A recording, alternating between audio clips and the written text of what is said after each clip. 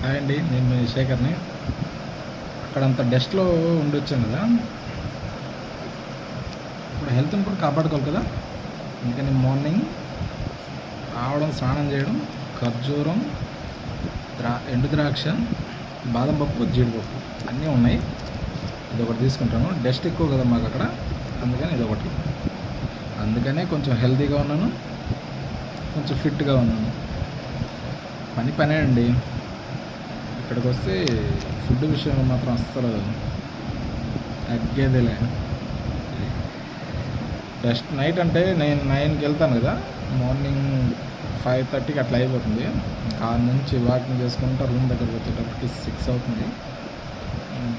ఇక్కడికి వచ్చి స్నానం చేసి ఒక వాటర్ బాటిల్ మొత్తం, 1 లీటర్ మొత్తం నీళ్ళు వాటర్ తాగేసి ఈ ఎండు ద్రాక్ష, ఖర్జూరం, బాదం పప్పు, జీడిపప్పు ఇది ఒక ప్యాకెట్ తినేస్తాను.